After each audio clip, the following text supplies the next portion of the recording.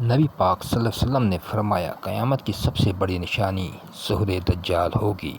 احادیث کی روشنی میں کسی خاص دجال کے ظہور کے لیے مختص نہیں کیا گیا، جیسے ماہ رمضان کی شب قدر کی رات کا خاص تعین نہیں کیا گیا۔ البتہ احادیث کی روشنی میں چار مقامات میں معلوم ہونے کی صورت میں اس کی بیان کی گئی ہے کہ دجال کا خروج سب سے پہلے شام اور عراق کے درمیان کی گھاٹی سے ہوگا، مگر اس وقت تک اس کی شہرت نہ ہوگی۔ یہودی گاؤں میں لوگ اس کے منتظر ہوں گے، وہ وہاں جائے گا اور ان کو ساتھ لے کر پہلا پڑاؤ یہودی گاؤں میں عثمان میں کرے گا، پھر مسلمان جائے گا اور اس کا خروج خراسان سے لے کر پہلا پڑاؤ بس مسلمان شام کے جبلتخان کی طرف بھاگ جائیں گے اور دجال وہاں آ کر ان کا محاصرہ کرے گا۔ یہ محاصرہ بہت سخت ہوگا اور ان کو بہت سخت مشقت میں ڈال دے گا۔ پھر فجر کے وقت عیسیٰ ابن مریم نازل ہوں گے، وہ مسلمانوں سے کہیں گے اس خبیث کذاب کی طرف نکلنے سے تمہارے لیے کیا چیز مانع ہے؟ مسلمان کہیں گے کہ یہ شخص جن ہے، لہذا اس کا مقابلہ مشکل ہے۔ دجال کی شعبدہ بازی وغیرہ کو دیکھ کر شاید بعض مسلمانوں کو اس کے جن ہونے کا گمان ہو، یا ممکن ہے مسلمان یہ بات بطور تشبیہ کے کہیں گے کہ اس کی حرکتیں اور ایذا رسانیاں جنات کی طرح ہوں گی۔ دجال اپنے آپ کو سب سے پہلے نبی کہے گا، پھر خدائی کا دعویٰ کرے گا، اپنے پیدا کردہ زبردست شکوک و شبہات میں انسانیت کو پھانستا چلا جائے گا، پھر اپنے آپ کو دجال نہیں بلکہ خدا کہے گا۔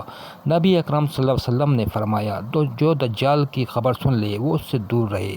اللہ کی قسم، آدمی اپنے آپ کو مومن سمجھ کر اس کے پاس آئے گا اور پھر اس کے پیدا کردہ شبہات میں اس کی پیروی کرے گا۔ دجال اکیلا نہیں ہوگا بلکہ اس کے ساتھ اس کے ساتھی بھی ہوں گے، یعنی یہ ایک عالمگیر فتنہ ہوگا۔ نبی اکرم صلی اللہ علیہ وسلم کا ارشاد ہے، دجال کے پیروکاروں کی اکثریت یہودی عورتیں ہوں گی۔ دجال کے ساتھ اصفہان کے 70,000 یہودی ہوں گے جو ایرانی چادریں اوڑھے ہوئے ہوں گے۔ یہود کے ہاں اس مسیح کو آل داؤد میں سے مانا جاتا ہے۔ حقیقتاً یہودی جس مسیح کا انتظار کر رہے ہیں وہ وہی دجال ہوگا۔ اللہ رب العزت نے دجال کو غیر معمولی صلاحیتوں سے نوازا ہوگا، تاہم اس کا استعمال برائی اور شر پھیلانے میں کرے گا۔ دجال کی طاقتوں کا اندازہ احادیث سے ملتا ہے۔ نبی اس کے پاس آگ اور پانی ہوں گے، جو کہ آگ نظر آئے گی وہ ٹھنڈا پانی ہوگا اور جو پانی نظر آئے گا وہ آگ ہوگی۔ دجال کے پاس روٹیوں کا پہاڑ اور پانی کا دریا ہوگا، مطلب یہ کہ اس کے پاس پانی اور غذا وافر مقدار میں ہوگی۔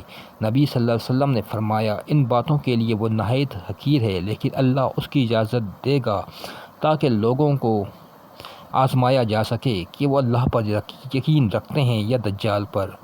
اور پھر دجال اپنے ساتھ ایک دریا اور آگ لے کر آئے گا، جو اس کی آگ میں پڑے گا اس کو یقیناً اس کا صلہ ملے گا اور اس کا بوجھ کم کر دیا جائے گا، لیکن جو اس کے دریا میں اترے گا اس کا بوجھ برقرار رہے گا اور اس کا صلہ اس سے چھین لیا جائے گا۔ یا رسول اللہ، وہ اس زمین پر کتنی تیزی سے چلے گا؟ آپ صلی اللہ علیہ وسلم نے فرمایا، جس طرح ہوا بادلوں کو اڑا لے جاتی ہے۔ دجال ایک گدھے پر سوار ہوگا، اس گدھے کے کانوں کے درمیان 40 ہاتھوں کا فاصلہ ہوگا۔ اللہ تعالیٰ اس کے ساتھ شیاطین کو بھیجے گا جو لوگوں کے ساتھ باتیں کریں گے۔ وہ ایک بدھو سے کہے گا، اگر میں تمہارے باپ اور ماں کو تمہارے لیے دوبارہ زندہ کر دوں تو تم کیا کرو گے؟ کیا تم شہادت دو گے کہ میں تمہارا خدا ہوں؟ بدھو کہے گا، ہاں۔ چنانچہ 2 شیاطین اس بدھو کے ماں اور باپ کے روپ میں اس کے سامنے آ جائیں گی اور کہیں گے، ہمارے بیٹے، اس کا حکم مانو، یہ تمہارا خدا ہے۔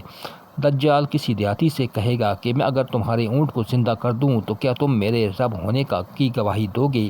وہ کہے گا، ہاں۔ تو دجال کی شیاطین اس دیہاتی کے اونٹ کی شکل اختیار کر کے آ جائیں گے۔ کسی علاقے سے گزرے گا، اس علاقے کے لوگ دجال کی تکذیب کریں گے، بس اس کے نتیجے میں ان کا کوئی جانور نہیں بچے گا، سب ہلاک ہو جائیں گے۔ دوسرے علاقوں سے گزرے گا جہاں کے لوگ اس کی تصدیق کریں گے، اس کے نتیجے میں دجال آسمان کو حکم دے گا، وہ بارش برسانے لگے گا۔ زمین کو حکم دے گا تو زمین خوب غلہ اگانے لگے گی۔ ان ماننے والوں کی موسیقی شام کو اس حال میں آئیں گے کہ وہ پہلے سے زیادہ بڑے اور فرما ہوں گے، کھوکھیں بھری ہوئی ہوں گی اور ان کی تھن دودھ سے بھرے ہوں گے۔ دجال آئے گا لیکن اس کے لیے مدینے میں داخل ہونا منسوخ ہوگا۔ وہ مدینہ کے مضافات میں کسی بنجر زمین یا سیم زدہ علاقے میں خیمہ زن ہوگا۔ اس دن بہترین آدمی یا بہترین لوگوں میں سے ایک اس کے پاس آئے گا اور کہے گا کہ میں تصدیق کرتا ہوں تم وہی دجال ہو جس کا حلیہ ہمیں اللہ کے نبی نے بتایا تھا۔ اللہ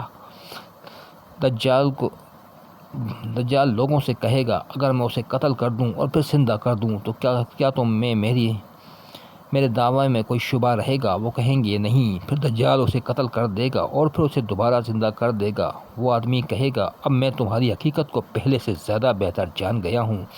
دجال کہے گا میں اسے قتل کرنا چاہتا ہوں لیکن ایسا نہیں ہو سکتا۔ اپنے نہ ماننے